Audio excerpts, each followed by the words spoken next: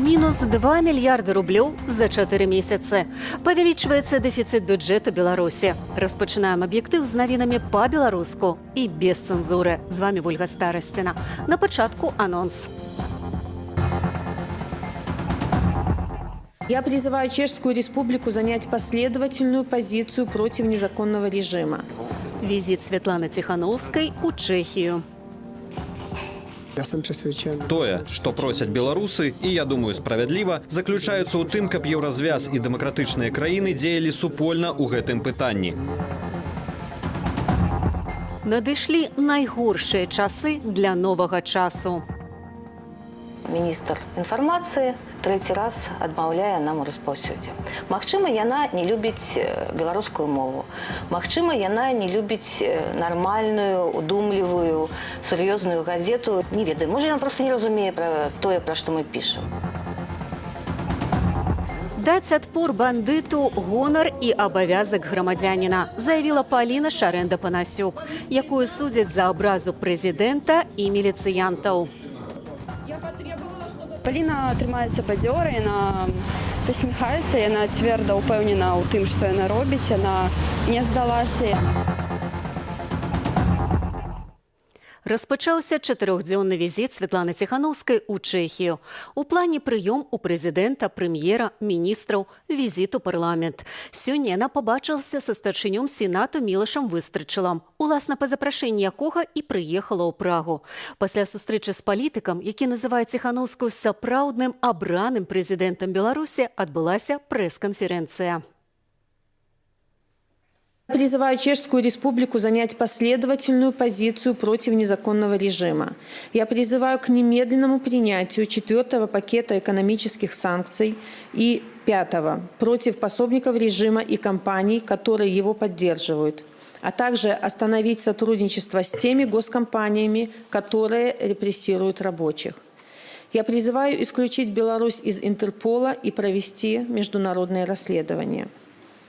Я также прошу поддержать белорусское гражданское сообщество, репрессированных, журналистов и СМИ, докторов. Я прошу поддержать деятелей культуры, студентов, медиаинициативы, блогеров, YouTube и телеграм-каналы. Я перакананы, і мы перакананыя. Тое, што просяць беларусы, і, я думаю, справядліва, заключаецца ў тым, каб еўразвяз і дэмакратычныя краіны дзеялі супольна ў гэтым пытанні. Бо толькі такім чынам 4-й і, магчыма, 5-й пакет санкцыяў будзе эфектыўным. Над нами нависает сейчас угроза потери независимости, но мы заявляем, что белорусы готовы будут отстаивать эту независимость. Мы отдельная от России страна, мы отдельный народ со своей культурой, со своим языком. И то, что Лукашенко столько лет вел такую внешнюю политику, что как построил стену, можно сказать, между Европой и Беларусью, и у него довольно тесные отношения с Кремлем, это была его политика. Якія яшчэ адбыліся сёння сустрэчы і што плануецца на наступныя дні, мы запытаем нашага карэспандэнта ў Чэхіі Вітаўта Сіўчыка. Вітаю, Вітаўце, табе слова. Прывітанне, Вольга, прывітанне, шаноўныя тэлегледачы. Літаральна яшчэ паўгадзіны таму вось тут, ля помніка Францішку Скарыні ў Празе, былі сотні беларусаў, якія віталі Светлану Тихановскую, вельмі горача віталі і з ёй размаўлялі.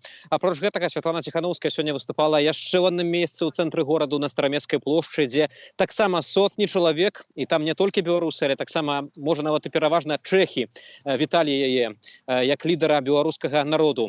Светлана Тихановская таксама сёння сустракалася адмыслова з тымі людзьмі, якія пацярпелі, перажылі катаванні.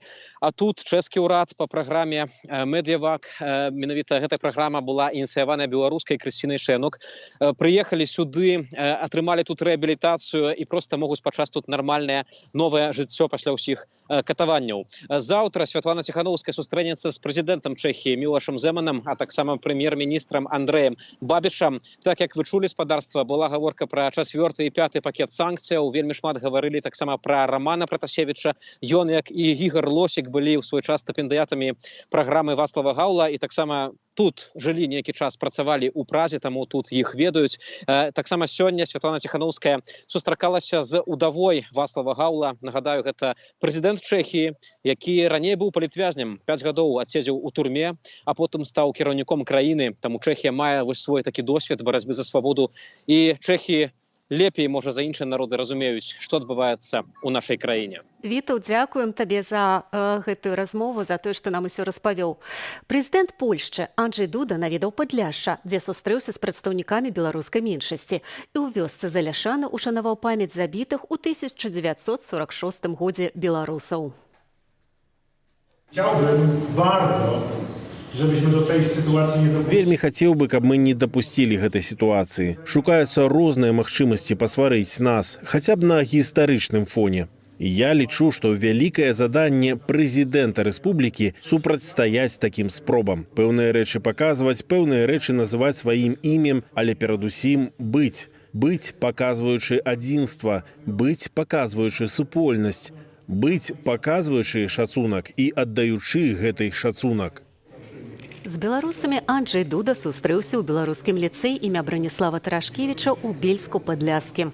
Перад гэтым прэзідэнт памаліўся за беларускі народ, калі ушановаў памяць 79 ахвяраў Рамуальда Райса на мянушку Буры. Ягоныя партызаны ў 46 годзе спалілі 5 вёсак на тэрыторыі ўсходняй Польшчы, дзе жылі праваслаўныя беларусы. Атрад Бурага ўваходзіў у фармаванні, якія пасля вайны змагаліся з камуністамі. Такіх партызанаў называлі выклятымі жаўнерамі, але атрад Рамуальда Райса ў сваіх рэйтах забіваў мірнае насельніцтва, у тым ліку дзяцей. Інстытут нацыянальнай памяці сцвердзіў, што спаленне вёсак мае прыкметы генацыду. На фоне падтрымання беларусаў прэзідэнтам Польшчы Лукашенко падпісаў указ пра новае свята Дзень народнага адзінства. Дата 17 верасня. У гэты дзень у 1939 годзе заходняя Беларусь увайшла ў склад БССР. Тады адбыўся падзел Польшчы між савецкімі ўладамі і гітлераўскаю Нямецчынай. Роўна год за кратамі палітык Павел Севярынец. 6 гадоў калоніі пагражае адной з самых моцных жанчын Беларусі Паліне Шарэндзе Панасюк. Яе вінавацяць у абразе прэзідэнта і сілавікоў. У справе праходзяць адразу 7 пацярпелых міліцыянтаў. Яны патрабуюць ад маці 2 дзяцей кампенсацый па 1500 рублёў кожнаму. На сённяшнім паседжанні Паліна назвала суд сталінскую тройкай і цыркам. Пры рэпрэсіі Ірына Дарафейчук.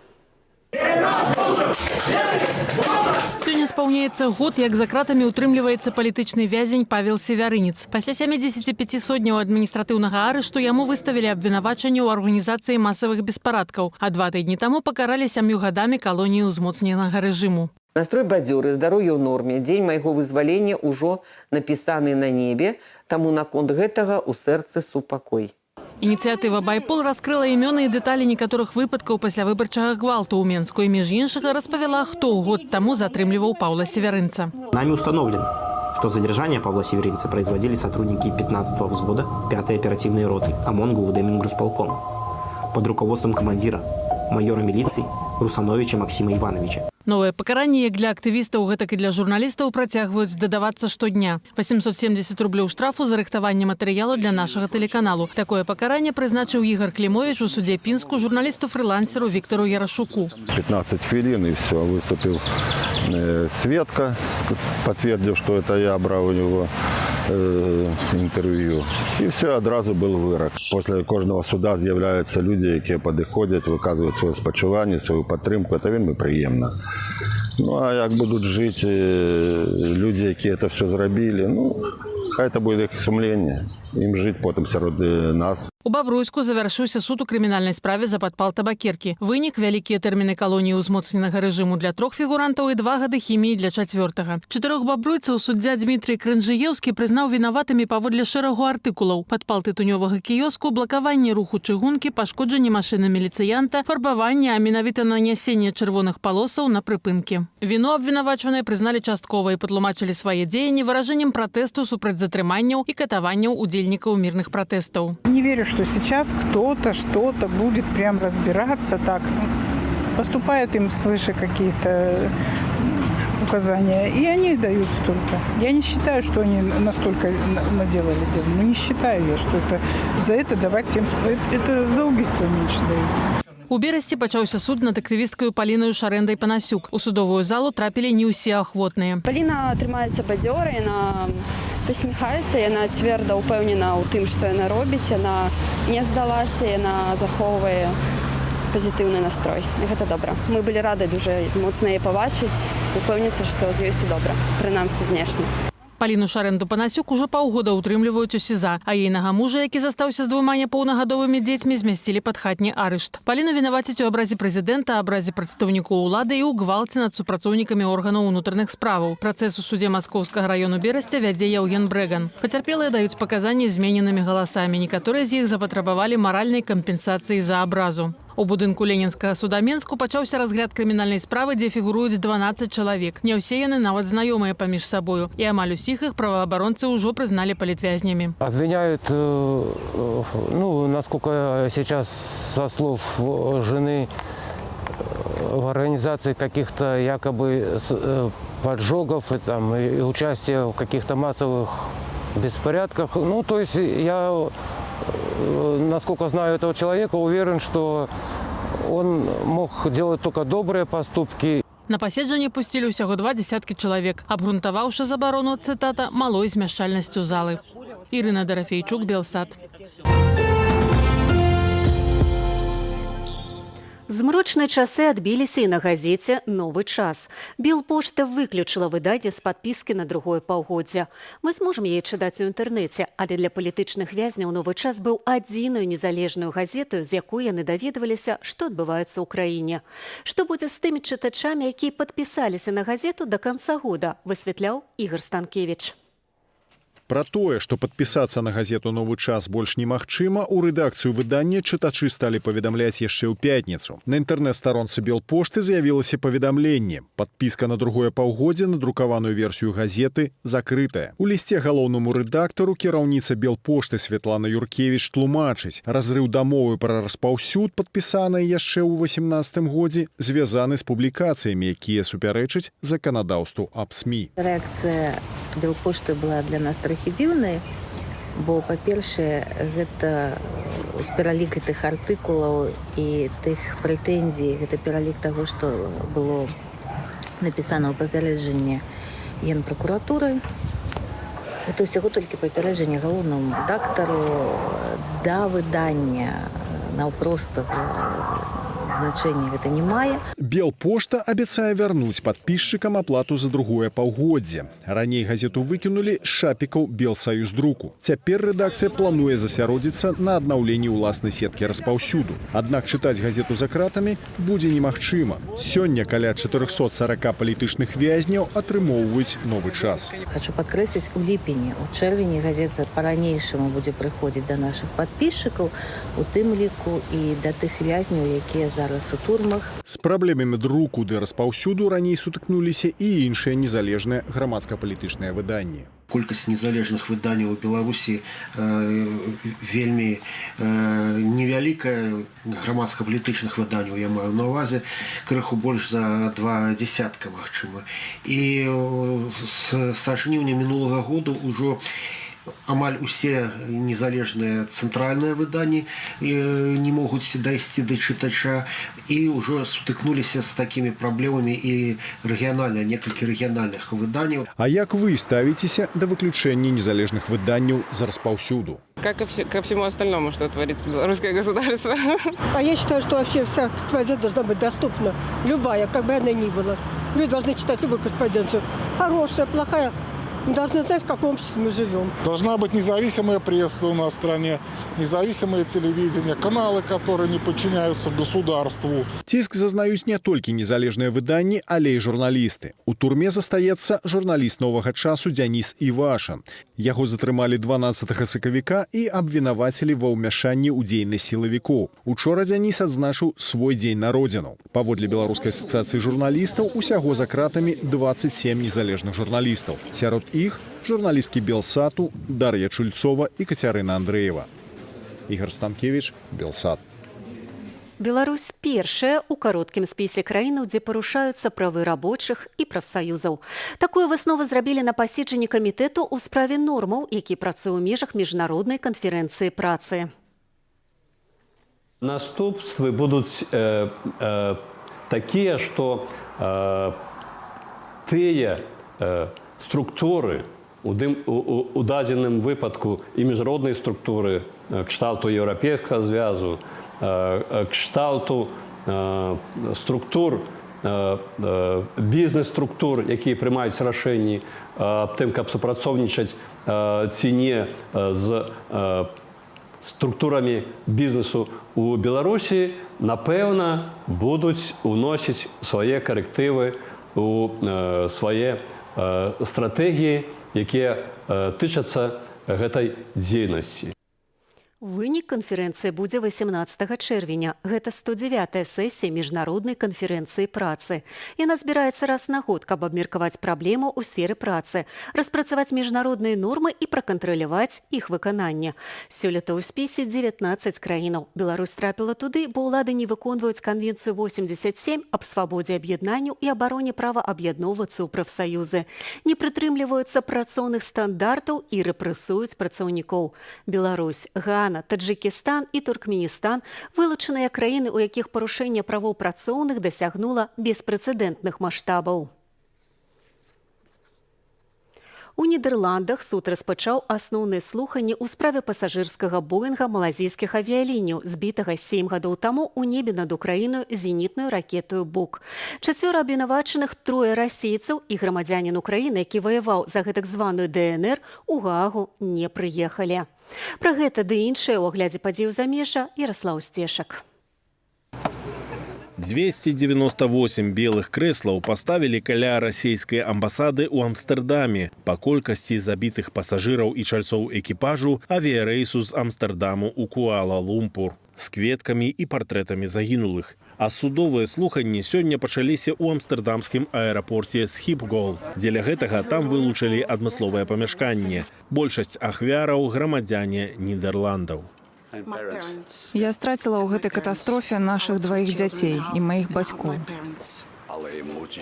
Усе эмоцыі вярнуліся. Гэта робіць цябе напружаным. Мы залежым ад таго, што скажуць суддзі. Галоўныя абвінавачаныя ў датычнасці да збіцця пасажырскага самалёта 3 грамадзяніны Расеі: генерал-майор Сергей Дубінскі, палкоўнік Олег Пулатаў і палкоўнік ФСБ Ігор Гіркін, або Стралкоў, які 7 гадоў таму быў так званым міністрам абароны ДНР, а таксама грамадзянін Украіны Леонід Харченко. Паводле матэрыялаў следства яны спрыялі прыбыццю і каардынавалі дзеянні зенітна-ракетнага комплексу «Бук», прывезенага з расійскай брыгады паветранай абароны пад Курскам. Суд абмяркуе 3 галоўныя пытанні. Ці разбіўся авіярэйс MH17 у выніку атакі ракетою «Бук»? Ці была ракета «Бук» запушчаная з сельскагаспадарчага поля каля населенага пункту Первомайская? І ці датычныя да гэтага абвінавачаныя? Ніхто з абвінавачаных не прыбыў на працэс. Толькі расійскі палкоўнік Олег Пулатаў, які працаваў у спецслужбах самаабвешчанай ДНР, прадстаўлены адвакатамі. У Крамлі судовы працэс называюць пастаноўкай і заяўляюць, што доказаў віны прарасійскіх сілаў у катастрофе няма. Першы амаль за 20 гадоў новы лек ад хваробы Альцгеймера быў ухвалены ў Злучаных Штатах да выкарыстання, а значыць, яго паступова будуць разглядаць да ўводу ў медычную практыку па ўсім свеце. Адуканумаб уздзейнічае перадусім не на сімптомы хваробы, а на яе прычыну – бялок амілоід, які можа выклікаць дэмэнцыю, калі накопліваецца ў мозгу людзей. Хвароба Альцгеймера выклікае праблемы з памяццю і свядомасцю. Вытворца новага прэпарата – амерыканскі канцэрн «Біоген».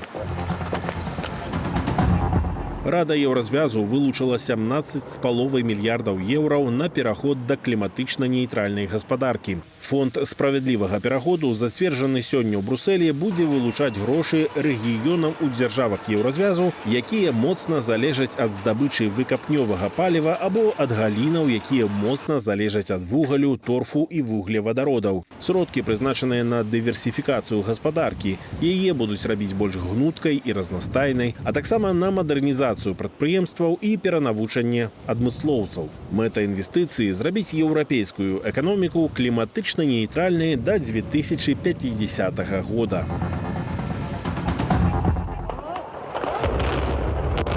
Спакойна, гэта кантраляваны выбух. У брытанскім Стэфардшыры ў горадзе Руджлі знеслі апошнюю частку зачыненай вугальнай электрастанцыі, 117-метровыя бетонныя градзірні, якія былі часткай пейзажу больш за паўстагоддзя. Гэта адзін з этапаў комплекснай рэканструкцыі рэгіёну. Вялікая Брытанія некалькі гадоў таму зачыніла апошнюю вугальную шахту. Здабыча закрытым спосабам аказалася проста невыгаднаю.